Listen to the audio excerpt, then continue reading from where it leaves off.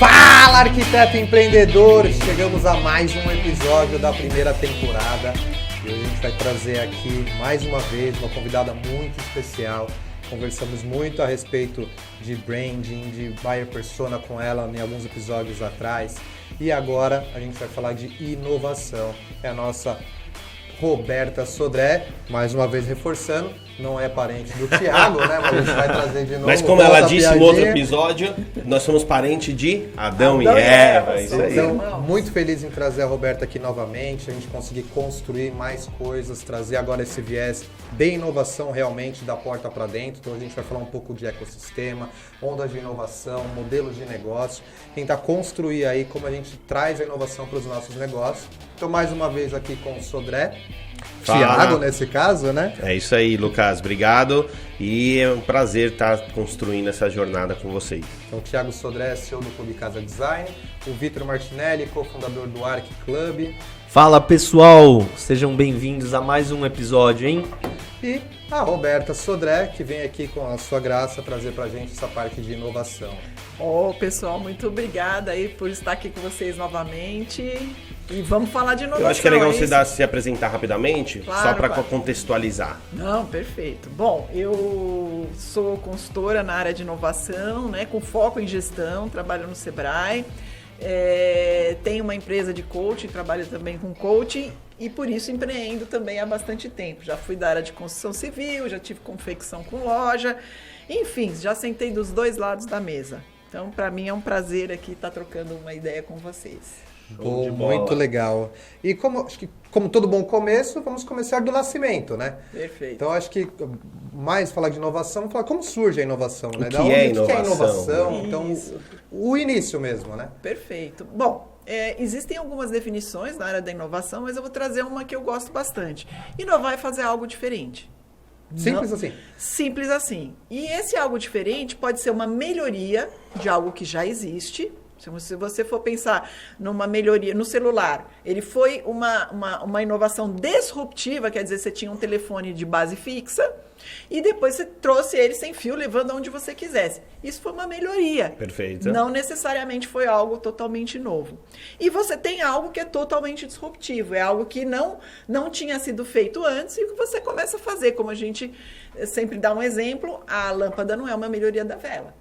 Ela faz as duas coisas, ela destruiu o uso da vela ou do óleo de baleia, ou seja lá o que for, e começou uma coisa totalmente nova. Então, você criou algo do zero, e isso pode ter algumas questões que são ligadas à tecnologia, à patente, isso é totalmente disruptivo. Você prova que ninguém fez, e a função dela é dessa maneira. Uma outra questão de olhar a inovação, você pode pensar que a inovação ela é feita num território. Então, vamos dizer, é uma inovação que começou lá na Suíça, mas no Brasil não tem. Então, eu posso ser inovador em trazer algo da Suíça para o Brasil. Eu posso pensar que tem um produto também, ou um serviço que ele é para um público mais rico, vamos dizer, com poder aquisitivo maior, mas ele ainda não é para uma determinada classe social. Se eu for atender aquela classe social, eu estou inovando em oferecer para aquela classe social.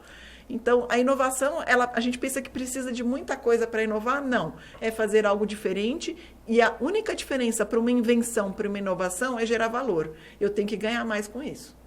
Acho que eu ia perguntar exatamente, porque as pessoas falam muito de invenção e falam de inovação, né? Isso. A inovação a gente vai melhorando e vai fazendo as coisas, cada vez que passa, serem melhores, eficientes. Gerando valor. Se você não ganhar dinheiro, você tá... Sabe uma loja que você vai lá, por exemplo, ou alguma coisa que você vai lá, a pessoa fez uma coisa lá... Incrível. Que não cobra mais pela camiseta, não faz nenhum diferencial para gerar valor... Não é uma inovação. Gerar valor e dinheiro também não é só o dinheiro por si. Não, às vezes é a empresa. Financeiro ou econômico. Isso, a empresa gera valor, mas a eficientemente... marca fica mais rica, não necessariamente você faz só o financeiro, mas você gerou valor. Então, basicamente, quando tinha um cavalo e passou para o carro, foi uma disrupção. Quando estava o óleo de baleia ou a vela e foi para a lâmpada, foi uma disrupção. Isso. Então, é mais ou menos aquele passo a passo, né? Que a gente vê a linha do tempo de vários produtos e aí que você vê que muita gente morreu porque ele estava focado no como, não o porquê. Isso. Então o cavalo, por que ele existia? Para levar as pessoas do ponto A ao B. Como via o cavalo. E aí as pessoas queriam deixar o cavalo mais rápido. Sim. Aí veio o Ford e falou, não vou deixar o cavalo mais rápido. Eu vou trazer aqui uma máquina para fazer... Não, e você... mais ou menos, é exatamente isso. Exatamente isso. E você quer ver um exemplo do trem? Quando você tinha o cavalo e você começou... A expansão dos Estados Unidos foi feita por trilhos. Você demorava 5 dias para chegar num lugar que você começou a chegar em 6 horas. Isso é uma mudança completamente diferente. Pensa nos nossos escritórios de arquitetos. Lembra do fax? Acho que vocês não nasceram com fax. Eu nasci com fax. Eu vi esses dias, peguei o finalzinho. Eu vi esses dias no Facebook que o inventor do fax faleceu, né? Aí começaram a criar alguns memes, assim, tipo, as pessoas não sabem nem o que é mais fax. Claro. Quem é de 2000 em diante, que tem 15 anos, 20 anos, 25 anos. Eu peguei o finalzinho ali do fax, né? É o trisavô do WhatsApp, não é? É isso aí. Gente, então pensa na evolução, né? Outra coisa que a gente precisa pensar em inovação é inovação de marca. Dá uma olhadinha na Coca-Cola, nas marcas, na trajetória das marcas, da Fiat, da Coca-Cola. São empresas centenárias, gente. Você sabe como que começou a Samsung? Vendendo peixe, gente. Importante para a Samsung não é o que ela não é exatamente o que ela faz, é o que ela vende. Oportunidade de vendas. Então a gente pode pensar em inovação de várias. Você tem de marca, você tem de produto, você tem de serviço. E o que eu acho que vale a pena a gente pegar aqui esse nosso tempo precioso é falar de inovação em modelo de negócio. Você não criou nada, mas você entregou de maneira diferente. Perfeito. Aí olha para o seu celular e vê o que é uma inovação em modelo de negócios. Todos os aplicativos que a gente usa não está inventando nada novo, mas a forma com que ele faz é totalmente diferente. Outra coisa que vocês não vivenciaram era tirar o dia para ir no banco. Acredite que isso existiu um dia. A gente tirava o dia para ir no banco, gente. Hoje, em 3 minutos, você resolve todos os seus problemas de pagamento. Eu estava lendo um artigo que falou que hoje um smartphone ele é 14 mil vezes mais tecnológico do que a tecnologia que levou o homem à Lua. Com certeza. Então, quando você começa a pegar esse tipo de analogia... é muito poderoso. E aí as pessoas começam a falar, cara...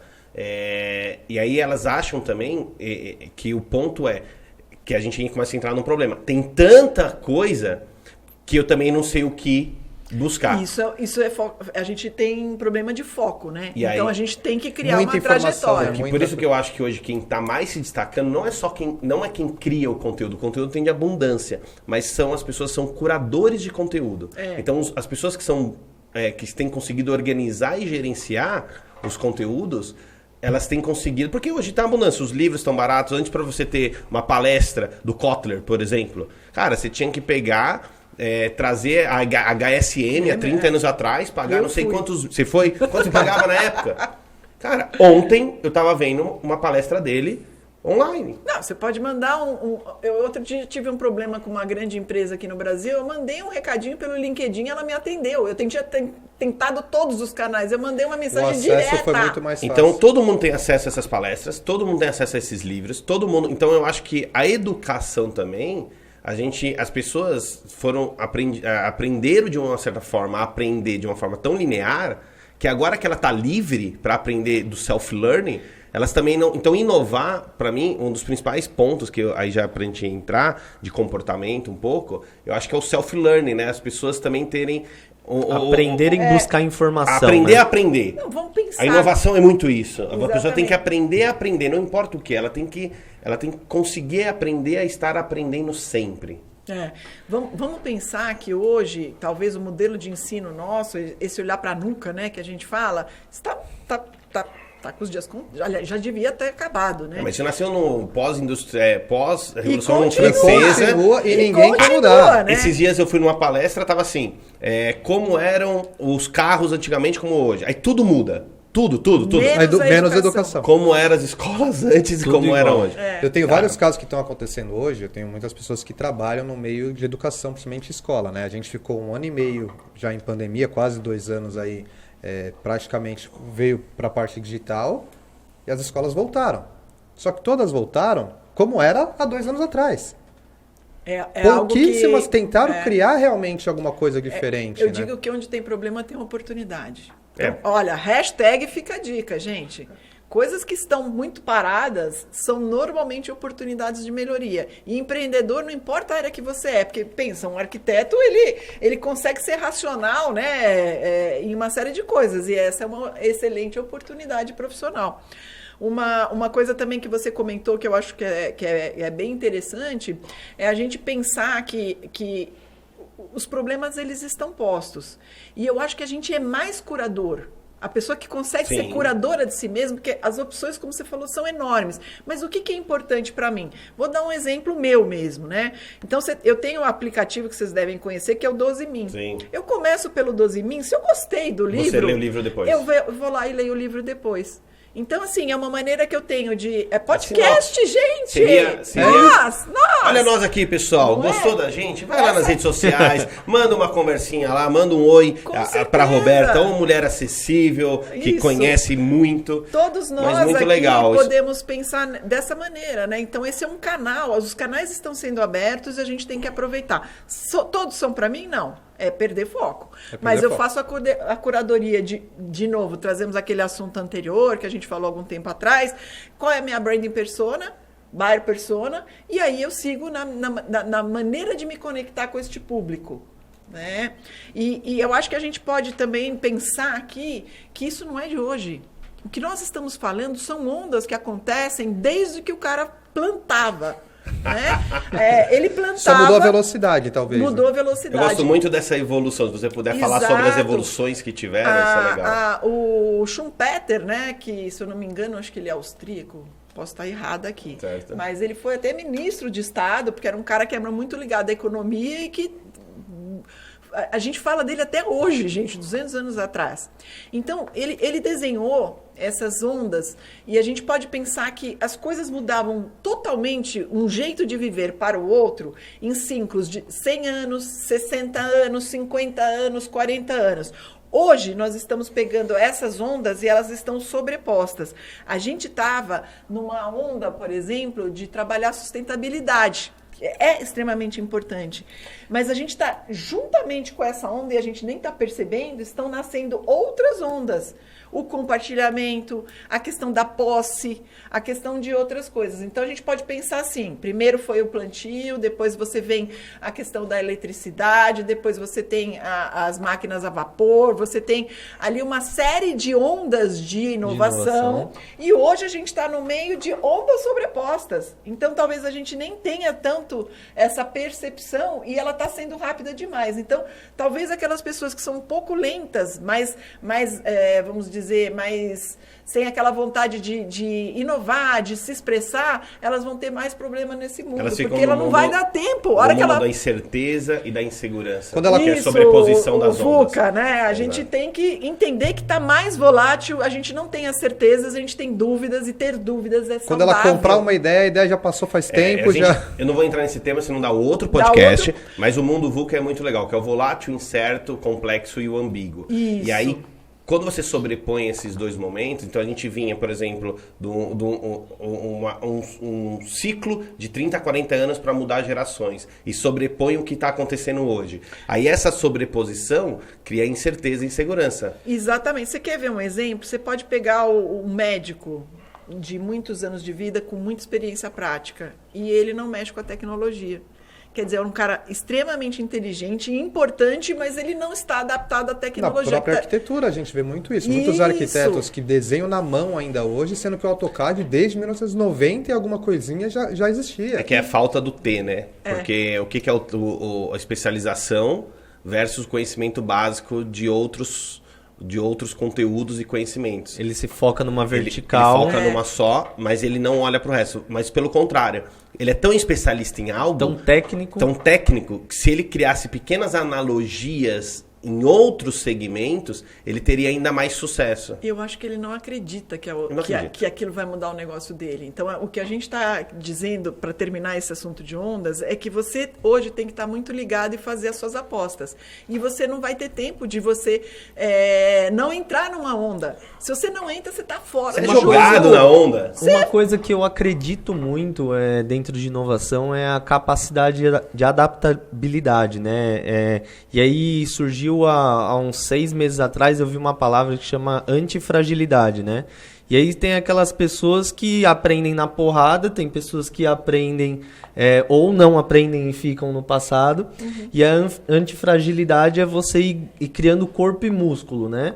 E você criar corpo e músculo dentro de um setor caótico, que é o que a gente está vivendo, da inovação, a gente automaticamente, a gente vai, como um todo, criar essa força de adaptação mesmo. Eu acho que inovação, ela está linkada 100% a você se adaptar ao incerto. Certeza. E eu diria assim, que a crença antiga era o que não mata, fortalece, né? É o antifrágil de hoje, porque... Gente, a gente não pode estar só olhando para o nosso setor. Eu diria que nós somos pessoas, estamos numa família, a gente trabalha no mercado, a gente está numa influência macro. Que acontece é que vocês não estão hoje... aqui. Ela acabou de desenhar uma cebola, algumas camadas mas aqui. essa é a analogia. Gente, o mundo hoje ele está tão interligado que o que bate a história do bater de asas ali do outro lado do mundo interfere na gente totalmente. Então, por mais que você seja um arquiteto, você não sabe o preço do dólar, você não sabe o que está acontecendo na política, você está lascado, cara. Então, conhecimentos gerais nunca foi tão necessário. Nunca. Né? E é quase como se a gente falasse assim, você tem que ser um super especialista e um super generalista. Você tem que saber o que está acontecendo no mundo. Você não está numa ilha. Então, isso é inovação. Isso não é fácil, gente. Mas bem-vindo ao mundo, né? Sem estar conectado, né? Eu queria que você pegasse um gancho com relação a isso também e contasse um pouquinho do cisne negro. Ah, menino, essa é uma coisa boa. Né? A lógica do cisne negro, se eu não me engano, é Nassif Taleb, que é ele é um economista extremamente relevante, trabalhava, né, com essa questão de tentar entender a lógica da Bolsa de Valores. E aí existe essa lógica que a gente está vivenciando hoje, o tal do cisne negro. A ideia dele é que o cisne negro, se a gente pensasse... quando alguma coisa era impossível de acontecer, você fala, cara, isso aí é um cisne negro, isso não existe, né? E aí, quando a Austrália foi descoberta, lá tinha um cisne negro. Então, aquilo que a gente usava para dizer que nada era uma coisa impossível, lá aconteceu. E aí, o que aconteceu em março de 2020? Isso. Um cisne negro. Por quê? Porque quem nunca imaginou a pandemia do jeito que a veio, gente... né? Na verdade, não queria imaginar, mas ela era possível, tanto que ela aconteceu. E a ideia é que quem vivenciou essa pandemia, nós mudamos a nossa forma de pensar. Cara, é engraçado que em fevereiro a gente ainda estava no escritório e tal. Eu falava, pô, que isso? Você acha que esse vírus lá do outro lado do mundo, a China vai vir parar aqui de jeito nenhum, cara? Eu estava para embarcar para a Itália. Eu vou lembrar o dia que eu comecei a ver que não podia isso, não podia aquilo, não podia aquele outro. Você sabe que no dia 23, ali foi na semana que deu o anúncio, eu fui fazer uns exames no Einstein e eu fui fazer aquele de dormir do sono.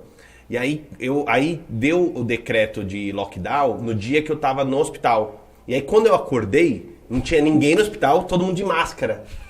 Você ficou dormindo 10 anos. Aí eu falei, caraca, eu dormi 10 anos, bicho. Porque realmente ninguém podia tocar, e era 2, 3 máscaras, face shield, não sei o que lá. E aí uma pessoa explicou, olha, não, é porque teve agora às 4, 5 horas da tarde, teve o decreto do governador, assim, você dormiu de um jeito e acordou de outro. Foi. Mas isso é possível novamente, Thiago. A gente não vai ser suficientemente não inteligente para entender que algo como isso pode acontecer. Mas sabe, eu queria trazer uma parte para a casa, para a arquitetura, que eu gosto muito de fazer essa analogia quando você trouxe a agricultura, a eletricidade. Eu gosto de falar do morar, a inovação do morar. Vamos lá. O morar, vê se você concorda comigo como uma consultora. O morar, ele nasceu por quê? As pessoas precisavam se abrigar. Então, os homens da caverna tinham que se abrigar. E aí, na sequência, eles começaram a precisar de posse, porque a agricultura veio e aí eles começaram a fazer a posse. Então, a casa se transformou num algo, é minha propriedade. Aí, na sequência, eles começaram a ganhar dinheiro, trocar mercantil, tanana, e aí eles começaram a fazer famílias. E aí, a gente tem a casa, que é a casa do papai. Então, que é a cadeira do papai, todo mundo senta em volta dele, no domingo vão para a igreja e assim por diante. Aí vamos evoluindo, e a gente começa a ter a casa como experiência. E aí tem tudo Área a ver com gourmet. a área gourmet, que é totalmente a minha geração. Que é a partir da minha geração, vamos salvar o mundo, mas com experiência. Então, eu quero salvar o mundo, Alto mas estilo. é alto estilo. Não é Porque é só salvar, exatamente né? a minha geração. E aí, a gente tinha vários estudos de comportamento dentro do setor que falavam que a próxima grande virada de comportamento era a casa ser a extensão de quem eu sou. E aí, isso ia acontecer daqui uns 10, 15 anos. E aí, vários artigos e cientistas e estudiosos já estão falando, e a gente está vivendo isso na prática, né? Que as pessoas ficaram um ano e meio em casa e falam, caraca, essa é a minha casa?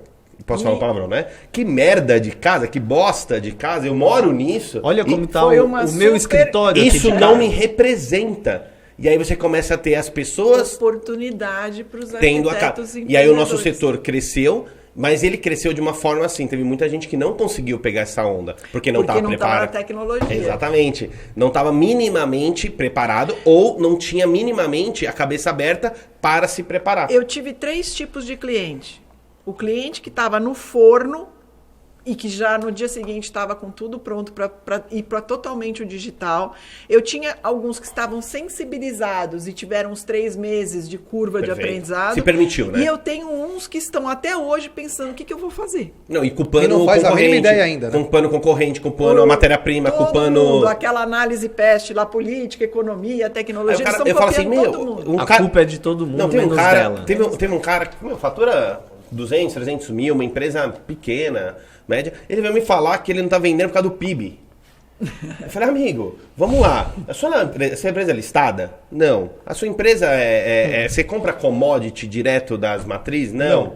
Não sei o que ela. Eu falei, Mas amigo. lembra da cebola que eu desenhei aqui maravilhosamente bem? A cebola somos nós. Se nós não mudarmos, nada no nosso entorno muda. Exato. Essa é a questão. E aí eu falei pra ele, cara, Quem uma venda que inova ele são faz. as pessoas, não são as empresas. É isso. Então a gente não tem como pensar numa inovação. E esse é um skill, skill de novo, né? Soft skills, hard skills. Só Os pra... soft skills são the new hard skills, eles falam, né? É. Porque os soft são os novos, né? Sim, Porque eles em jogo de cintura, inteligência emocional, isso daí, cara. Inovação. Inovação. Não adianta você ser um super cara técnico. Resolver você não tem jogo de problemas. Não tem cintura. jogo de cintura, Você né? quer ver uma outra Quadrado. inovação que tem a ver com o cisne negro, tem a ver com tudo que a gente estava falando? O meu pai mora num condomínio na praia, né? Todos saíram de lá para ganhar um rios de dinheiro para alocar com o Airbnb. Fez mais sentido. Né? Todos. Imagina, o que ele tinha para sustentar a casa, ele estava ganhando em 15 dias. Que doideira. Né? Então, uma outra coisa que a gente fala em inovação, que a gente, há alguns anos atrás, a gente tinha que ter a capacidade de vender um carro, né, por vez. A gente tinha que vender um carro para os nossos públicos. E hoje a gente tem que vender um carro muitas vezes. Esse carro. Se a gente olhar para casa, a gente tem que vender a casa muitas vezes. Porque eu entendo essa questão do patrimônio, mas se a gente for olhar para uma geração mais... vou pensar no meu filho, 20 e poucos anos, ele quer morar na casa que ele quer, mas ele não quer ter posse dessa casa. E aí nasce uma super oportunidade de negócios para essa questão da arquitetura, que é uma casa que seja bacana, é uma casa que seja legal, mas que ela tenha a capacidade de encantar muitas vezes muitas pessoas. Por quê? Porque eu posso morar no Brooklyn X tempo, eu posso ir para Sim. cá, eu posso ir para uma cidade do interior. Eles estão... Saiu uma matéria, se eu não me engano, na UOL a semana passada, que disse que as pessoas que vão ter que voltar para o presencial estão pedindo demissão. Eles não querem mais voltar. A gente tá com 8 vagas em aberto e a gente tá a gente tá dobrando o tamanho físico do escritório para tentar fazer uma área mais descompressão, Sim, mas a sim. gente tem tido dificuldade porque a gente vai criar um movimento híbrido, mas assim, grande parte é no presencial. Não, a gente tem que estar mas- onde o cliente está, a gente e- tem que fazer as coisas que Aí eu liguei que nos ontem, permitem, né? ontem para uma pessoa para convidar para ela vir trabalhar comigo, super bem indicada. Falou, cara, desculpa, não De pra mim, casa eu vou. Se for 100% de casa, eu falo assim, cara. Aí eu falei que Sei, não dá, né? eu falei, não dá, porque a gente tem alguns projetos que eu acho que o home office ele é muito forte para quem tá focadaço, Sim. mas ele é muito ruim para você ver o que o vizinho tá fazendo. Isso. Por mais que você tenha centro de dados, Trellos, Mondays, tudo mais, você perde o intangível, você perde o pertencimento Com de certeza. de Mas se ir e você me vir. falar assim, ó, uma vez por semana você tá aqui no escritório pra gente, né, Já é ter... diferente. Hoje, se você for olhar pelas leis e pelas regras e tudo mais, as pessoas não podem estar no mesmo lugar que elas podiam estar antes de março de 2020. Então, eu quero dizer que isso mudou de alguma maneira. certeza. O o emprego, talvez, eu vi isso acontecendo, é que a gente está rendendo mais em casa do que fora. Mas a gente também não pode só ficar em casa, que isso também não faz bem para o ser humano. Eu acho que são dois pontos que, se a gente levantar aqui, a discussão é muito grande. Sim. Eu tive uma discussão esses dias num debate sobre a geração. Será que ela não quer ter ou ela não está conseguindo ter? Esse é um primeiro ponto. Porque a gente começa a pegar zero senso de querer realmente economizar, conseguir guardar, porque elas vivem um momento de forma muito intensa e quer tudo de uma forma muito resolvida. A gente é assim, eu sou assim e tudo mais. E aí, cara, hoje para você ter uma casa, para você ter um carro, você precisa financiar ou você precisa juntar. E aí um debate, tem um dos grandes estudiosos, ele fala exatamente isso. Será que eles não querem ou não conseguem, ou não estão conseguindo? Tanto é que o cara que começa a ganhar dinheiro, que é 4, e tá tendo um hiper enriquecimento de 4, 5% só dessa geração. Porque cada vez que passa, eles estão curando mais conteúdo e gerando mais conteúdo. A internet tem deixando um grupo muito pequeno milionário. Cara, a primeira coisa que esse cara faz é comprar uma casa. Primeira coisa que esse cara faz é comprar um carro.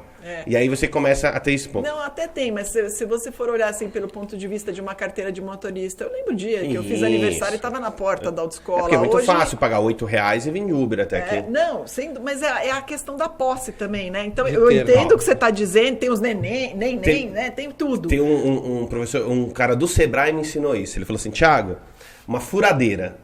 Ah, você não compra a furadeira, compra o furo. Compra o furo! E aí ele falou assim, você sabia que uma furadeira, acho que é 12 mil horas, não sei quantas mil horas de vida útil, né? Mas uma pessoa usa no máximo 10 minutos de uma furadeira na vida inteira. Então é isso, lógico. Lógico que tem os dois lados, Bart, não estou dizendo que é verdade absoluta. Mas eu tô vendo muita gente... Tem a reflexão, isso é uma oportunidade de negócio. E eu acho negócio. que tem muita gente que está assim... que está se deixando levar. Ah, ninguém compra carro, não vou comprar. Ninguém compra casa, não vou comprar. Mas também, tá bom. Mas o cara que nem, por exemplo, um outro debate que é feroz. Comprar casa ou alugar. Que nem, cara, vamos comprar a casa. Não, vamos alugar porque o financiamento... Tá, beleza. Você tá alugando. O residual, você tá guardando? Não tá. Então você não tá guardando, então não adianta porra nenhuma. Então, vale a pena você alugar se você conseguir guardar a diferença que seria do financiamento para em curto prazo você pagar aquela casa à vista. Mas a galera não tá fazendo, eles estão alugando e não tá guardando nada para comprar aquela casa. Então a tese do aluguel não funciona.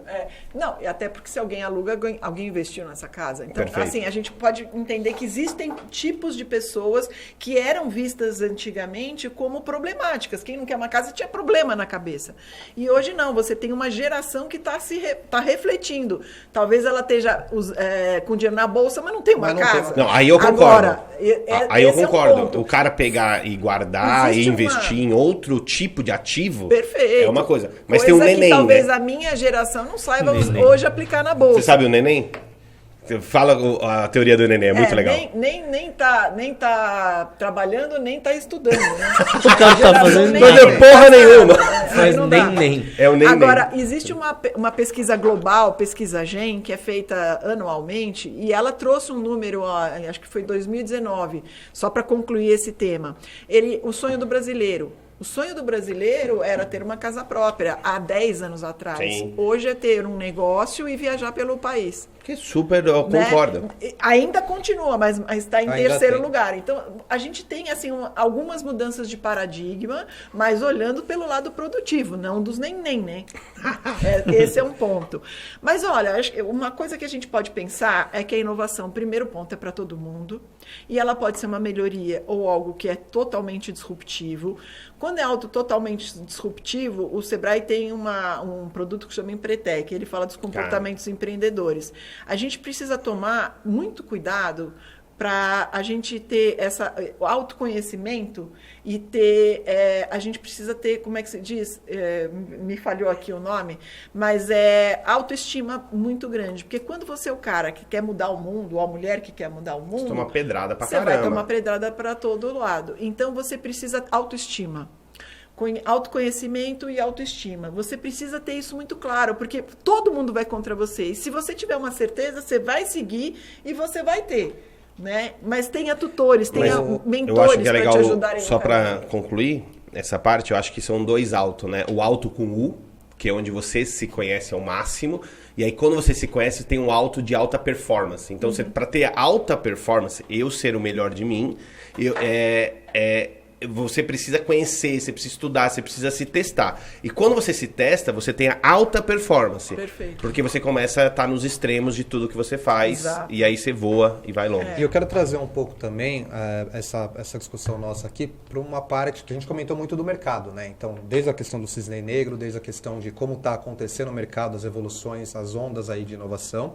Mas eu acho que tudo isso também tem que ser tangibilizado nos nossos modelos de negócio, né? Claro. Que é isso, uma coisa que você fala muito legal também. Então, como a gente consegue sair também, entender tudo isso que está acontecendo no mercado? Pô, todo mundo ficou em casa, não está mais em casa, é híbrido, não é híbrido? Eu vendo pela internet, eu vendo, continuo pela indicação. Então, principalmente no mundo da arquitetura, como a gente consegue traduzir tudo isso para o nosso modelo de negócio, como a gente vai tirar melhor proveito para ganhar dinheiro ou não ganhar dinheiro, ou só gerar mais valor. Então, como a gente consegue trazer isso para o modelo de negócio? Olha, eu acho que, pelo que eu vi, os temas que vocês já discutiram é a soma de todos esses temas. O modelo de negócios, ele está ligado ao que você faz. E não é ser arquiteto, é como você vai ser arquiteto, é o que você tem de proposta de valor. E lembra que valor é tudo que eu pago além do preço. Então, gerar valor é entender o presente que você, com essa formação, que você está querendo trazer além daquele conhecimento. Depois, você vai entender quem quer essa proposta de valor. Você já ganhou uma meia de Natal? Já ganhei uma meia de Natal. Pra pendurar na lareira?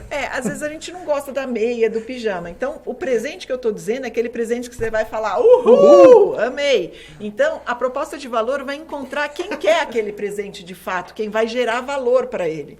Então, seja porque você vai trabalhar para multidões, seja porque você vai trabalhar com uma elite, não importa. Mas este valor tem que ser entregue para aquela pessoa. Você já foi numa empresa que te atendeu mal? Várias vezes. Ela não nasceu falando, olha, eu nasci para te atender mal. Ela tinha uma proposta que não foi entregue para aquele cliente. Foi um equívoco, né? Ela tinha uma proposta que provavelmente a missão, o valor tá lá na parede, né? O cliente no centro de tudo.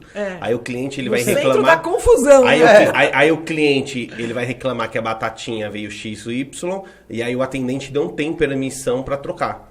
Não adianta nada. Então, isso não funciona, isso não é gerar valor.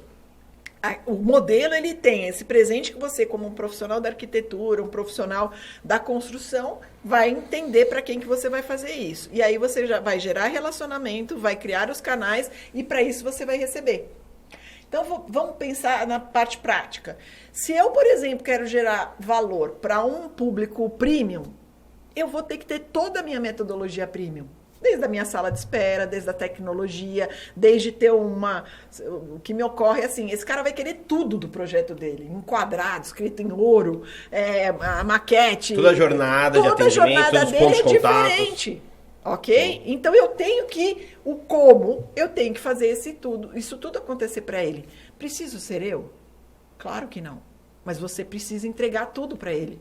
E aí, o que a gente diz no modelo de negócios hoje é que o que for variável, melhor, mais inovador. O que for fixo, lascou, porque se você não tem o trabalho, você tem uma folha de pagamento gigante para acolher. Então, você tem, para quem que é o cliente, canal e relacionamento, o quanto você vai ganhar por oferecer tudo isso, então ele tem que estar disposto, seja para esse atendimento, e o como. Eu tenho os meus parceiros, minimizam os meus custos, eu tenho os meus recursos. Né? A gente falou um tempo atrás sobre a questão do modelo de negócio da Nespresso e do George Clooney. Né? O George Clooney é um cara que vende bastante Nespresso. Eu não sei se vocês lembram, mas eu compro mais Nespresso por causa dele. Você se identifica. Ele é um especialista. Por que ele é um especialista? Ele não é funcionário da Nespresso, mas vender café ele sabe vender. Então, ele vai lá com preço de ouro para ser o especialista. Então, recurso é tudo que eu preciso. Você é um corporador, você vai fazer a venda? A venda não, o financiamento não, eu vou ter um parceiro, eu preciso desse recurso, mas não sou eu que vou fazer. Então a gente precisa... Mas eu vou buscar o melhor recurso disponível. Perfeito, porque senão eu não vendo o meu imóvel. Exatamente. Então isso é necessário, mas é um recurso. Posso dar um exemplo assim? Vários arquitetos são incríveis, fazem projetos sensacionais e tem um 3D de merda. Exato. Porque ele quer fazer em casa. Ele não vai vender nada. Ele quer fazer em esse casa, público. em vez dele terceirizar um cara E que faz um vender render mais sem. projeto, em vez de pagar. De Então, pagar. E aí, e outra, para mim uma das inovações na arquitetura é você conseguir transportar o cliente para o seu projeto antes do projeto estar pronto. Perfeito. Como você vai fazer isso se seu render é uma merda? é a tecnologia que a gente vai precisar trazer. E aí a gente vai para cima, para atividade. O que é a tua atividade? Captação de clientes, fazer reunião ou fazer o 3D? Então, ele é um recurso necessário e a pergunta é, no meu modelo de negócio, sou eu ou é outro? Na minha opinião, é o outro, porque daí ele só faz aquilo, eu posso... Libera seu tempo e minha hora energia. de fazer a venda do projeto não é muito maior do que fazer uma parte do projeto? Esse é um ponto. E aí a gente tem os parceiros para minimizar custo, e aí a pergunta que não quer calar para os criativos, né? Qual é o meu custo? Porque é muito fácil vender. Se você faz tudo caro, você não vai sobrar nada. Então, eu tenho que saber quais são os meus custos. Então, o modelo de negócios, ele traz a resposta para essas 4 perguntas. O que eu faço, para quem eu faço, como eu faço e quanto eu custo. As pessoas têm uma dificuldade enorme de saber o CMV quando eles vendem serviço, que é o custo da mercadoria vendida. E aí eles não têm noção, porque quando você compra um celular e revende, você põe um markup em cima, custo fixo, você faz toda aquela tabela de precificação e funciona. Mas quando você vende um serviço, aí entra a aula do serviço de prestado. precificação. do arquiteto empreendedor, que tem Perfeito. uma vertical enorme de precificação. Com que certeza. é horas produtivas. Qual que é a base da precificação? O custo, que é exatamente o que o Roberto comentou. A gente traz também o que você quer ganhar como pessoa, né? Porque como tem essa parte de prolabore, realmente é muito vinculado. É e valor, na maioria a proposta de valor, né? É isso. As horas trabalhadas, a quantidade de pessoas que vai estar também no projeto, então a capacidade de atendimento versus produtividade, então traduzir isso também para o preço e tangibiliza num custo por hora que pode ser transformado aí pela quantidade de horas de prototipação. Então, é exatamente essa metodologia, é entender o custo do serviço prestado. Quanto eu preciso fazer para poder sair do ponto A para o ponto B. Isso é uma baita inovação. Porque só de melhorar e entender... a gente fez uma pesquisa em 2019 com 400 escritórios de arquitetura. Mais de 92, foi isso? 92. Mais de 92% responderam que não tem planejamento financeiro. E aí, em torno de uns 85 falaram que misturavam conta pessoal com conta Isso é o jurídica. princípio da entidade, não é espírita. E Mas é contábil. Misturar pessoa física com a jurídica é Isso. fraude. É fraude, né? E aí, o Sebrae deve ter dados absurdos disso. Aí não entrando na arquitetura, mas do autônomo, né? É muito... Uma a coisa persona que, é muito que misturada, traz né? nessa questão do modelo de negócios, ele vende projeto. Qual é a unidade de medida dele? Ele vende hora, vende projeto, vende planta. O que ele vende? Porque só dele errar, se ele vende o projeto em 4 meses, ele normalmente vai fazer em 6, ele vende em 4 e vai fazer em 6, ele vai pagar para fazer a casa do sujeito. Por quê? Porque ele vai ter 2 salários, ele vai ter 2 aluguéis, ele vai ter 2 contadores. Então, assim, a pergunta que não quer calar no modelo de negócio é qual é a sua unidade de medida. É hora, é projeto, o que ele vende? E quanto isso ficar mais claro, ele consegue estar mais alinhado com o modelo de negócios dele. a gente costuma dizer na nossa metodologia que ele vende a hora e a produtividade dele, né? E eu vi em muitas consultorias que eu tive a oportunidade de estar com alguns escritórios, que eles sempre falam o que eles querem. Então, eu quero faturar 70 mil reais, eu quero faturar tantos mil reais. Eles sabem o objetivo, mas eles não sabem quantos projetos eles precisam vender da hora produtiva dele para alcançar o objetivo dele. Então, é engraçado, né, o que você falou sobre precificar. Eu acho que saber o valor de hora, saber o que está vendendo. Eu vejo muito isso. Eles sabem o quanto eles querem ganhar, o quanto querem faturar, mas não sabem como chegar a isso, como chegar do Desdobramento. ponto A ao ponto B. Uma outra coisa, assim, para a gente falar, pensar aqui, né? Não sei se nós já estamos finalizando, mas o quanto que o que está por vir vai destruir o que a gente está fazendo hoje, que a gente chama de destruição criativa, né? Certo. Então, o que a gente precisa estar é um pouco ligado no nosso dia a dia, mas a gente precisa estar ligado no que vem por aí. E a tecnologia, a questão de modelos de negócios, a questão do uso do recurso financeiro, do recurso econômico, econômico. Então, isso precisa estar, que é a questão de estar no mundo e observar o que está acontecendo. Não só na minha área, com Eu acho certeza. que isso é aquela máxima, né, do bom inovador, bom empreendedor, tem que estar sempre pensando em como vai matar o seu próprio negócio todo dia. Você está alinhado com isso? Eu acho que está. A minha pergunta, quando eu vou, por exemplo, entender por que ele não comprou de mim, é exatamente você querer entender por que ele não quis as suas coisas.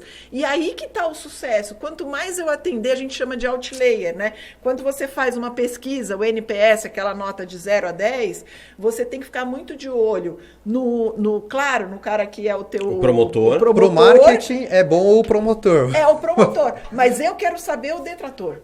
Exato. Eu aprendo com Você o quer detrator. explicar? Às vezes o pessoal da base não sabe, não perfeito. sabe como funciona a metodologia do NPS. É assim, o NPS, quando nós somos chamados a responder uma pesquisa, o quanto você indicaria essa empresa de 0 a 10, 9 e 10 é promovendo de essa graça, empresa. falaria bem de você. Falaria bem de você, recomendaria, compraria novamente. De 0 a 6 é alguém que não gostou do que você faz. E se a gente trouxer o nosso modelo mental, 6 é uma boa nota. Para a sua empresa, ela é uma péssima nota. A pessoa tem vergonha de colocar 1, 2, então ela põe 6, que é o máximo que ela acha que você vai aceitar, mas que na verdade ela é uma detratora, né? Ela não gostou, ela sai falando mal da sua empresa. E você tem o 7 e o 8 que são neutros, que no nosso modelo mental são boas notas, mas não são suficientes. Eu não gosto dos neutros, porque o neutro às vezes é pior do que o detrator. Sim, porque o neutro, ele não se importou. Então, para ele, você não fez diferença nenhuma na vida dele.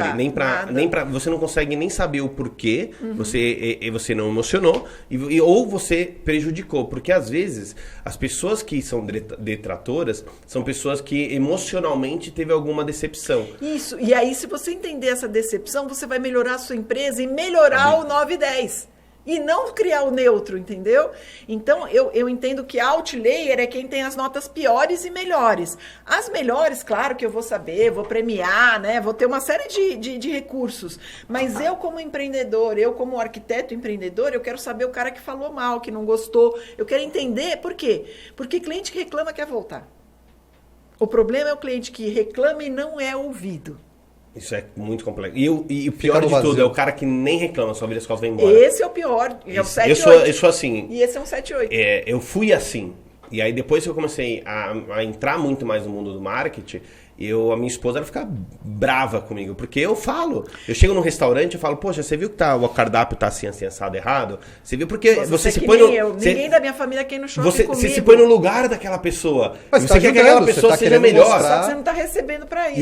E a minha esposa fica brava, porque ela fica falando que eu tô falando mal. Eu falei, amor, eu não tô falando mal. Eu tô querendo que esse cara melhore o negócio dele, porque eu gosto de vir aqui. Então... Você quer fazer com que ele se dê bem, né? Ele se dê bem. Então, eu fui antes de ontem no Cabana, por exemplo. Aí chegou o lanche, cara, um lugar que eu adoro. E aí não tinha um dos lanches que é aquele de cogumelo com queijo dentro. E aí ela me ofereceu um outro e eu falei, poxa, legal. Aí eu comi, que é um vegetariano, e eu achei o sabor incrível. E ela veio perguntar, e aí o que você achou? Porque eles são muito bem instruídos no NPS lá, é muito foda.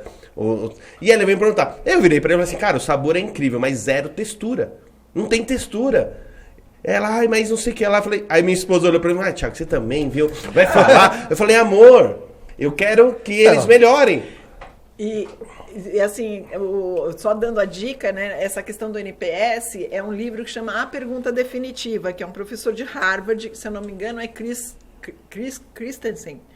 Posso estar errada, tá? Mas o livro é A Pergunta Definitiva, que ele explica de A, B, C, D, como você deve trabalhar com os clientes que reclamam. Escritório de arquitetura. Vocês me fizeram essa pergunta, eu dei essa sugestão, veja se faz sentido. Você fazer um NPS logo que acaba o projeto, perguntando se a pessoa gostou ou não, mas ali você pode ter um problema, por causa que você passou já 6, 7 meses e tal. Então tem o NPS relacional e tem um de conversão. Você tem que fazer em que momento? Na jornada, você faz o NPS. Qual é a jornada? Em cada termo de processo da jornada, você faz a pesquisa. Aí eu falei pra ela fazer espaçado, entender qual eram os quarters dentro do... fazer uns 2, 3 dentro dos 6 meses. E eu acho que não precisa ser, assim, aí teria que entender bem a jornada, não precisa ser mandar uma pesquisa, tá? Mas pode ser, às vezes, você fazer uma entrevista estruturada. Porque Tem dois já é um momentos. cliente. Você quer dar um No exemplo? escritório de arquitetura tem dois momentos que eu acredito bastante que a pesquisa ela tem que entrar. Depois que o cliente entra e compra o projeto, demora em torno de 30 a 45 dias para a entrega do projeto final. Entre esse 30 e 45, eles estão nos pormenores, definição, fechamento, que é o book, né, que eles chamam. Nesse 45 dias, que é a entrega do projeto, aqui eu acredito que tenha que ter uma primeira NPS. Sobre atendimento. Atendimento aí é e satisfação do projeto em si. Mas porque ele viu o que vai acontecer posterior à obra. Perfeito. A partir desse 45º dia, normalmente eles... Aí que está o problema. Eles não finalizam uma etapa para começar a obra. Normalmente eles começam encavalando, uma onda sobreposta. Eu sugiro finalizar e iniciar outra onda, que é a parte de construção, reforma em si, que demora entre 4 a 6 meses. Normalmente de 4 a 6 meses quando é reforma. Quando é construção vai aí 1 ano, às vezes 1 ano e meio. Depois da construção eu faria uma outra NPS mais focado na reforma, na construção. Essa primeira faria correlacionado a projeto em si e atendimento. Na outra eu faria sobre construção e também Acho que é legal. atendimento. Agora tem uma oportunidade de fazer o NPS com quem só fez o orçamento. Também. Que tem um belo aprendizado aí, que é um pouco daquele Por que não outlier. fechou? Por que não fechou? Não, só Como dá você a faria? nota. NPS. Você mandaria um WhatsApp, um e-mail marketing? Pode ser. Você pode ter um estruturado. Hoje tem algumas startups que fazem Tem. NPS, né? Então, você poderia fazer. Mas eu já avisaria antes. O importante, porque senão parece uma coisa burocrática, né? Então, quando eu não fechei, eu mando um NPS. E se ele quiser colocar a opinião dele, ele pode colocar. Quando eu entro já na trajetória do contrato, é dizer da importância da pesquisa. Porque aí ele vai responder com mais propriedade, que deve ser o que vocês estão sugerindo. Então, fala, olha, a gente precisa de um feedback de vocês ao longo do processo, então eu vou mandar aqui e acolá. Eu acho, Já deixar tudo muito claro, já né? deixar, porque às vezes as pessoas fazem isso de maneira burocrática para se livrar e não dão notas reais. Então, assim, olha, isso vai me fazer melhor, porque tem viés. Eu fiz um curso 2 meses atrás, da Startse. E aí, o Matheus, que é um dos sócios e que dá a parte do curso, ele foram uns 4 dias e toda vez que finalizava a palestra dele, ele falava assim, entrava uma tela, falava, pessoal, aqui está o QR Code, a gente baseia toda a melhoria do curso ele trouxe e alavancou, ancorou a importância, gerou valor. E ele falou, cara, a gente mandava por e-mail, mas a gente percebeu que as pessoas, elas ou não davam importância ou simplesmente faziam uma resposta mais fria.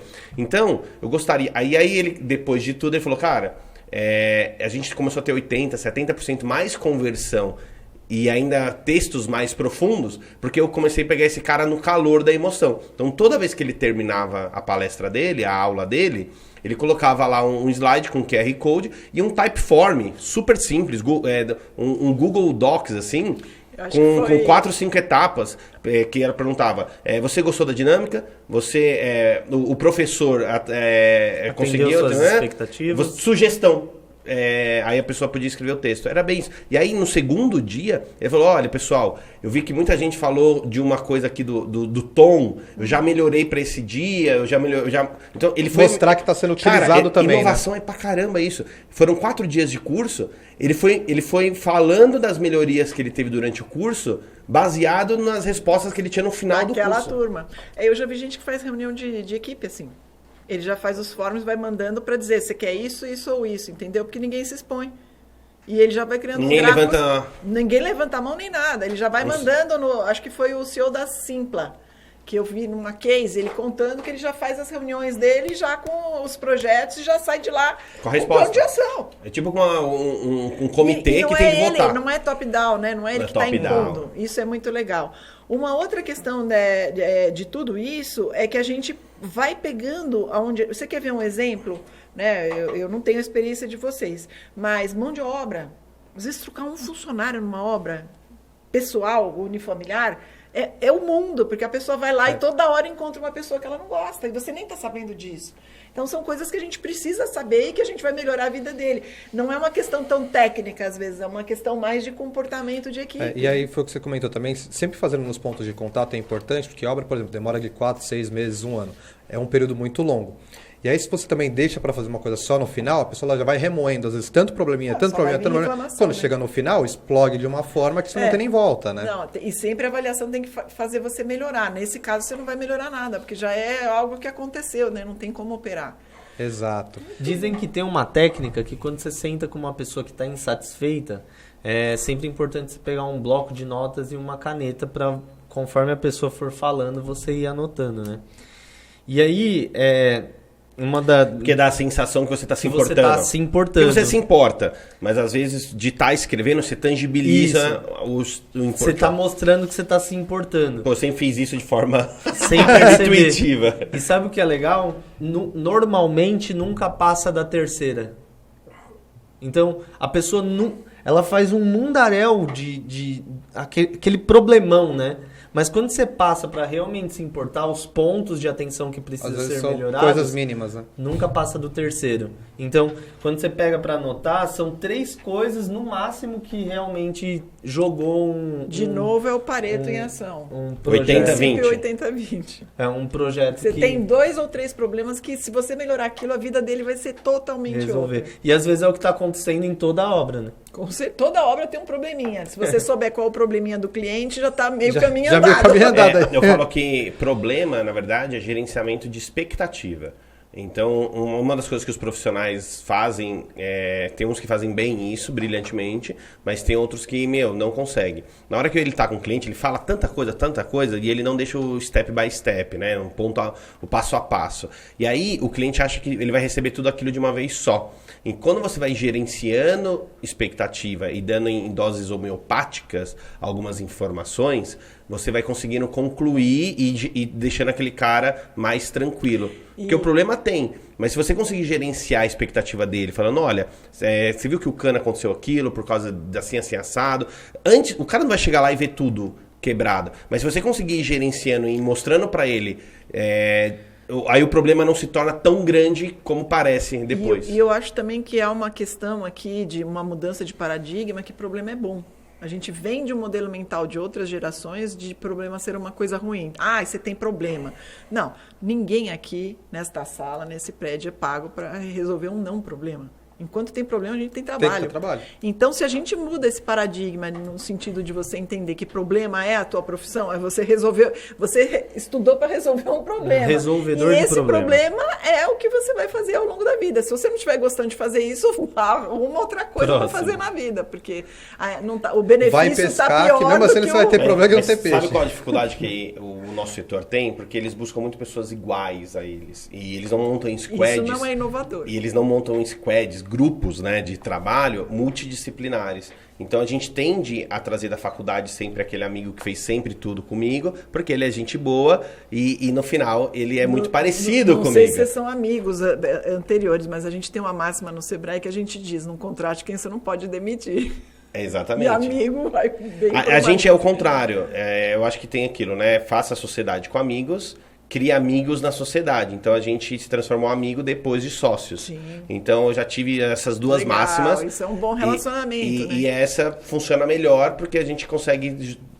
a regra está muito clara na mesa. E não é para todo mundo, né? A gente está falando aqui para muitas pessoas, então é só essa reflexão, porque às vezes eu já vi algumas empresas quebrarem pela má qualidade dos colaboradores, né? Que pode acontecer, principalmente em restaurante, em negócios que são absolutamente...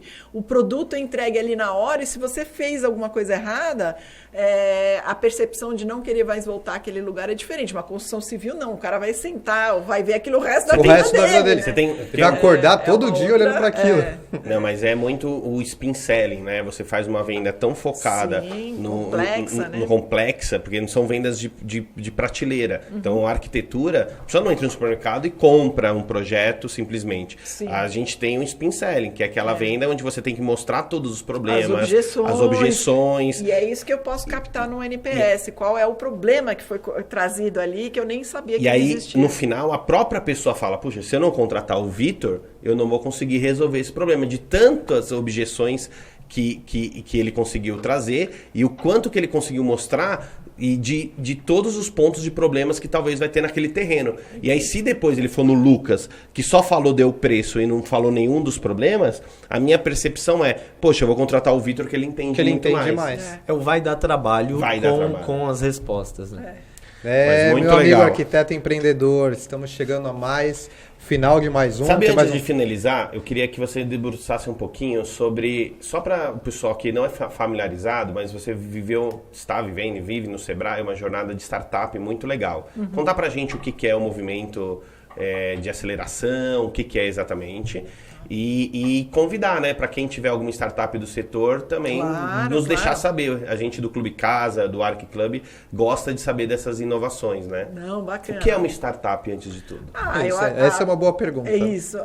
Eu considero uma startup uma empresa que ela não tem certezas absolutas e que se o modelo de negócios dela der certo, isso vai aumentar exponencialmente. Então, nunca é uma solução na qual você vai, né, como um modelo tradicional, de 1 vou para 2, para 3, para 4. Não, se você encontrar o seu modelo de negócios, você pode ir de 1 para 1 milhão, para 10 milhões. Então, o crescimento é exponencial. Mas para chegar nesse crescimento exponencial, você vai primeiro trazer o risco para o início. Porque normalmente uma empresa de base tradicional, ela vai fazer um plano de negócio, vai fazer o marketing, vai fazer a parte jurídica, vai fazer tudo isso. Não, isso é levar o risco para lá na frente, quando eu for de fato prestar. A startup, ela traz o risco para agora. Então, o que ela faz? Ela valida o tempo todo. Nunca ela tem certeza de nada. E sempre ela vai validar com os outros, que é uma metodologia do Google, que é a validação, né? O sprint. Então, por exemplo, eu tenho uma ideia, uma vontade. Isso é o começo de tudo, de todos os negócios. Só que enquanto eu não encontrar o público e perguntar para este público, eu não vou fazer o negócio, eu não vou achar, eu vou validar. E aí você vai validar qualitativa e quantitativamente. Então, eu validei, eu tenho uma ideia, vou validar essa ideia. É uma ideia só minha? É uma ideia do bairro? É uma ideia da empresa que eu MVP. Estava? Não, ainda MVP não. Vem lá. Eu estou validando ideia. A ideia ainda, a ideia. certo? Será que isso é um problema só meu? É um problema de 10, de 20, de 50? Será que não é uma ideia de ego? Não Pode, aí você já vai eliminar nessa Perfeito. validação. Validei a ideia, eu vou validar quem eu quero comigo. Então, eu vou chamar algumas pessoas, né? Que pode ser o que a gente chama da tríade perfeita. O cara do marketing, o cara que sabe o problema e o cara que é de tecnologia. tecnologia. Produto, né? De tecnologia. Aí, bom, validei essas questões. Aí eu vou validar se aquele problema, de fato, é de mais gente ainda. Porque se eu criei uma ideia, validei com algumas pessoas, criei um time bacana, agora eu vou validar esse problema. Se ele, de fato, é um problema real para ser exponencial. Valido o problema, achei, vou validar a solução. Aqui eu construo meu primeiro MVP de baixa. Perfeito. Que é uma funcionalidade, não é que é uma versão ruim, é uma funcionalidade. É que se você não tiver vergonha do seu primeiro produto, ele fez tarde demais. Não vale, né? Tem que dar vergonha. Do Dropbox, que o cara fez um desenho, né? O MVP, se você não tiver vergonha dele 2 anos depois, ele não é MVP. Não é um MVP. E o MVP, ele significa... De baixa, é mínimo produto viável. Certo. Aí você tem, assim, o MVP de baixa é esta funcionalidade que você vai testar. Ela é quase como o seu cliente está resolvendo sem o que você vai criar. Ele tem um Excel que ele faz daquele jeito, ou ele liga, né? Tem um vídeo bem bacana, bem divertido do Waze lá, do MVP do Waze. Depois dê uma olhadinha, é exatamente aquilo. Só para você saber, o Clube Casa, quando a gente nasceu em novembro, mas a plataforma ficou pronta só em abril. Então a gente tem um sistema de lançamento de pontos. Entre novembro e abril, as lojas lançavam o sistema, mas caía no nosso e-mail. E aí a gente fazia uma planilha interna, mas ninguém sabia. Não importa. E aí a gente foi fazendo, então elas lançavam os pontos por e-mail e a gente ia somando numa planilha interna nossa. Família mas ajuda, aquilo, fake until make, né? A gente fingia que tinha um puta plataforma zona. Exatamente. E aí quando em abril a plataforma ficou pronta, os pontos estavam lá. Exato. Mas de novembro até abril, a gente ficou lançando na unha, ponto a ponto, para a gente entender se fazia sentido ou não. Eu vou dar um exemplo também de validação. A gente tem um cliente de São José dos Campos que estava criando uma inteligência artificial para poder fazer a resolução de diagnóstico de imagem. Porque hoje você sabe que não é um médico, ele primeiro passa, né, por uma inteligência artificial para detectar, e o médico, claro, vai dar ali o seu parecer. E aí ele precisava de, sei lá, 500 mil diagnósticos de imagem para a máquina aprender e depois começar a fazer os diagnósticos.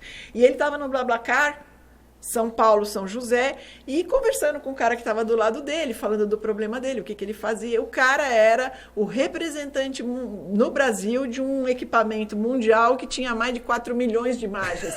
O negócio dele foi feito no BlaBlaCar, não foi nem no E se ele não se fala e não expõe, isso eu acho que é um erro também que nós pitch. temos. É o tal do pitch. O pitch elevator, o pitch BlaBlaCar, o pitch... Não interessa. Então, se você não falar, ninguém vai ficar sabendo o que você está fazendo, assim, né? eu tenho uma máxima que eu falo assim, cara, todo mundo pode comprar seu produto. Sem então, dúvida. eu tenho uma dificuldade dentro do Clube Casa, que eu sou um B2B segmentado, então não é todo mundo. Mas quando você presta um serviço, que nem um arquiteto, um designer de interiores, cara, você vai pra escola, a mãe dos seus amigos pode comprar, a professora, escola, né? quando você vai no O dentista, o cara do dentista, todo mundo nesse, desde o frentista até o advogado, todos necessitam de um projeto de arquitetura. Talvez eles não saibam. Então você pode, se você educar eles, você vai construindo. Aí o que eu acho que é legal dessa metodologia, que às vezes você percebe que todo mundo precisa, mas tem aquele grupo que precisa mais. É isso que você vai identificar esse problema. Então, vamos lá. Ideia, né, time, começa a construção da tríade perfeita, daí eu valido o problema, valido a solução e encontro aqui o meu modelo de negócio. Eu não tinha um modelo de negócio. Aí, a parte que começa a acelerar é depois que eu encontrei o modelo de negócios. Aí você tem a parte da atração, que é o crescimento, que você precisa de injeção de dinheiro, e aí você vai para um crescimento exponencial. E aí você já está... Sabe quando que você tem um unicórnio? Quiçá aqui, ó. Até isso aqui... Um unicórnio, para quem não sabe... É uma empresa que vale mais de um bilhão, $1 bilhão, isso. né? Então, até aqui, cara... Você ainda está sofrendo... E aí tem a metodologia também de ficar indo e voltando constantemente, a validação, né? A validação eu quero isso, mas o mundo está dizendo aquilo, então por isso que você precisa de muita gente para validar. E também pivotar muito também é um outro problema, porque você também às vezes tem que ter autoconfiança, a gente viveu isso muito grande, muito num dos projetos que a gente participava. Se você também acredita que tudo que te trazem vai te levar para um novo caminho, você começa a construir 1 milhão de caminhos. E aí isso o cliente nem sempre tem. Ninguém nos ouça, mas não é sempre que ele tem uma... Fica tranquilo, você está no podcast, ninguém está ouvindo. Mas eu acho que você tem que ter um equilíbrio da autoconfiança e certeza, tipo assim, cara, eu sou muito fiel aos meus princípios. E eu posso sim escutar e ver o que está acontecendo, mas eu vou pegar o melhor daquilo e excluir o pior. E fazer um processo de aprendizado e crescimento. E aqui vai aquela máxima que você falou, não me lembro se foi desta vez ou da outra vez que a gente esteve juntos. Tenta matar sempre a sua ideia. Nunca vai tentar fazer ela dar certo. Vai matar a tua ideia quando você vai validar. Mas é isso mesmo. Até um limite também que a gente tem que sempre entender é o limite do teimoso com o que você, de fato, tem... Sim, persistente, né? Ó, pra gente concluir, eu acho que tem as pessoas começando do zero, é legal fazer dessa forma. Mas tem arquitetos ou empresas que já são mais consolidadas. E aí eu gosto da teoria do motor 1 e motor 2, que é muita do bambu também. Então, o que é o motor 1 e motor 2? Se você quiser complementar depois, agradeço. O motor 1 é o produto eficiente, porque eu acho que a eficiência é a maior inimiga da inovação. Porque quanto mais eficiente eu quero ser, menos eu testo. Então, menos erro eu posso ter. Então, a vaca leiteira que a gente exatamente. Eu preciso tirar mais leite daquela vaca. Então, eu não vou dar margem de erro. Eu não vou deixar ela passear no pasto. Não vou dar uma comida diferente. Se eu sei que aquela comida para ela funciona, então vou lá, a minha empresa. Então, eu tenho uma empresa, eu vendo projeto e faço obras de um jeito específico. Cara, você quer melhorar a eficiência absurda. Então, você melhora os departamentos, você vai tirando sempre mais lucro daquilo. E aí, se você começar a fazer aqui dentro muita inovação, você pode perder aquilo que está te dando dinheiro, te trazendo toda a matriz financeira.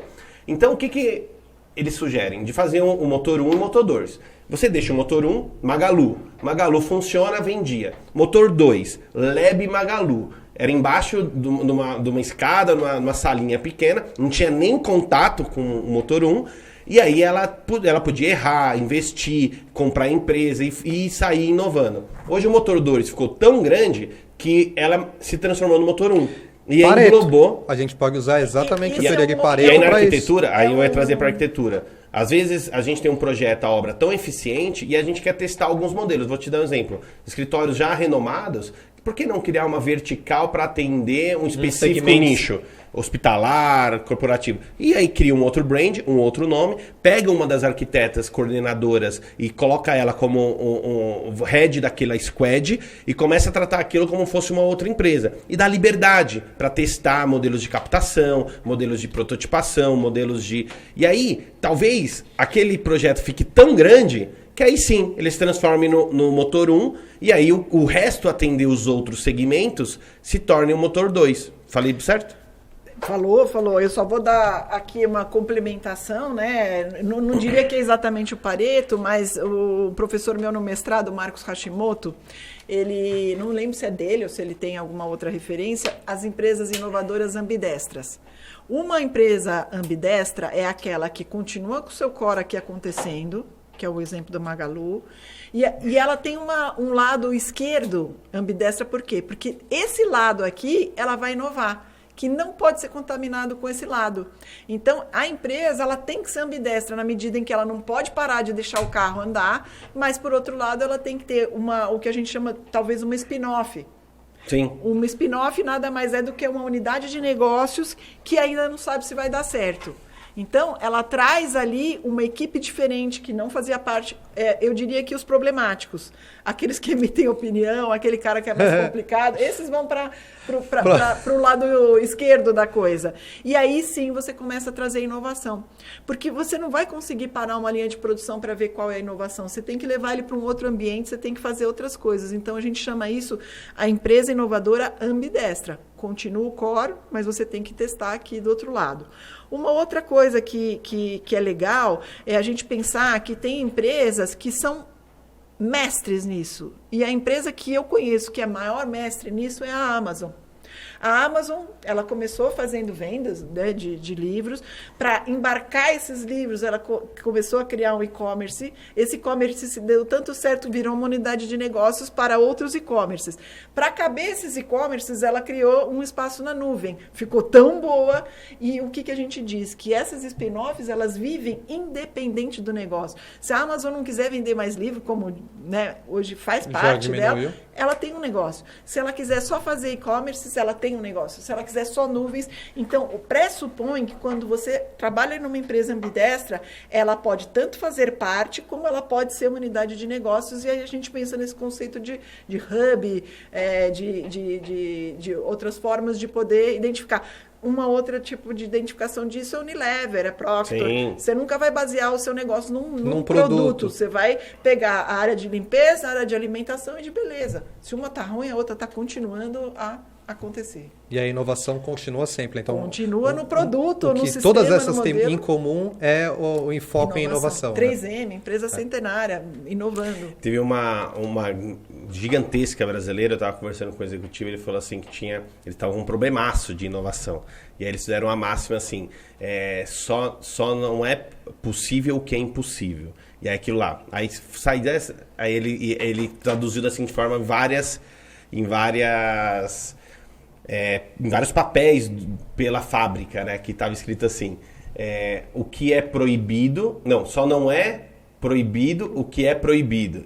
Como é que é? O que não é proibido, o que não é permitido. Isso, assim, o resto pode fazer tudo, porque eles estavam tanto problema das pessoas, da hierarquia, era tão difícil que eles tinham que criar uma metodologia de inovação. E aí as pessoas não falavam, não pensavam fora da casinha, da caixa. E aí eles queriam motivar as pessoas, falando assim, se não tá no livro de regras lá que não pode... As 10 regras tais... Essas não podem. Cara, outra você pode. Se não tá falando que... Você pode tudo. Você pode. Assim, ele teve que levar tão pro extremo, ser tão radical, falou assim, lá tinha, não pode fechar a cortina às 6 da tarde, tô dando um exemplo.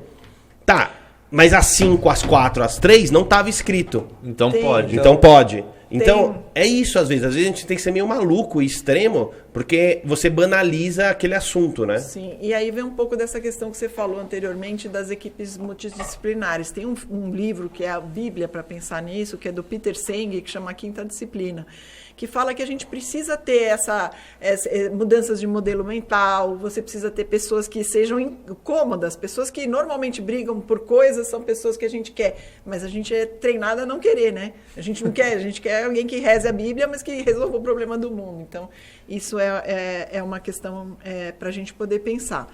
Mas super de acordo. E não sei se cabe aqui ainda um... Sim. Então, eu queria trazer um exemplo que todos vão conhecer e que fala um pouco dessa questão de mudança de rota de empresa. Né? Lego. Alguém aqui não conhece? Sim. A Lego, todo mundo Lego, conhece. Quadradinhos sim. coloridos que Sim. se você pisar, você nunca vai esquecer, não é isso? Exatamente. Então, a Lego tá retratado esse case até no Business Model Generation da Alexander Osterwalder, né? Que ele conta que a Lego lá nos anos 80 ela tinha um problema muito sério, que era, eu sempre falo, vai sobrar no mundo depois de uma hecatombe as baratas e os Legos, né? Não quebra. Não quebra. E uma coisa que eles tinham certeza que eles iriam quebrar é porque as pessoas não compravam mais, porque aquilo não tinha mais problema. Então, eles chegaram a pensar em criar a tal da obsolescência programada, que é você fazer uma coisa que não dure tanto para você poder vender outra substituta. E eles falaram, não, isso não é a premissa da Lego. A Lego faz um produto legal, com qualidade, e isso eu posso abrir mão de tudo. Menos da qualidade. Mas da qualidade eu não vou abrir. E se eles mantivessem esse princípio, eles iriam quebrar, porque não se vendia mais. E aí eles pensaram, colocaram um modelo de negócios, chamaram os loucos lá para pensar e falaram, a gente tem esse problema, o que a gente faz? E aí foi que nasceu a ideia da Lego comprar licenças e falar, eu não compro um Lego novo, mas eu compro um do Harry Potter, dos Technics, do Star Wars. E aí eles compravam as licenças. Só que isso deu tão certo que virou essa máquina de doido, que você tem filme, você tem... Hoje todo mundo paga para Lego para poder ter Já é o Lego, contrário, às vezes. né? Os parques de diversões. Os parques de diversões, os jogos que são com a Lego e filmes são super queridos por todos, né? Então, eles não abriram mão do princípio, a base da proposta de valor, para gerar uma ideia criativa e manter a empresa, não só manteve, como o que elas são Mas hoje. muito legal. E é isso. Por mim, pessoal, Roberta, muito obrigado. Quer finalizar? Muito obrigado por você estar aqui conosco, foi muito legal. E a gente está aqui nesse bate-papo falando um pouco mais, mas a gente está aqui aprendendo também, é muito legal. Meu amigo arquiteto empreendedor, chegamos ao fim de mais um episódio. Muita coisa, né? Muita inovação. Acho que hoje ficou um conteúdo muito rico aí de informação, de como fazer, do que fazer, algumas perguntas básicas que a gente tem que resolver, principalmente com relação ao autoconhecimento, né? Queria mais uma vez agradecer a Roberta por estar aqui com a gente. Espero mais pra frente a gente voltar também, trazer de novo. A gente tem muito conteúdo, muita coisa importante que tem pra gente falar ainda. E agradecer você aí em casa que tá ouvindo, tá no carro, tá correndo, tá aí trabalhando. Siga a gente no Instagram também, pergunte, @sodrectiago, @v.martinelligomes, Roberta Sodré Costa Leite e @o Almeida Lucas. A gente vai estar aqui disponível, o que quiser perguntar, o que quiser trazer de conteúdo. Estamos à disposição aí para ajudar. E fala, arquiteto empreendedor! Isso aí, pessoal. Tchau, obrigado. Tchau, pessoal. Obrigado.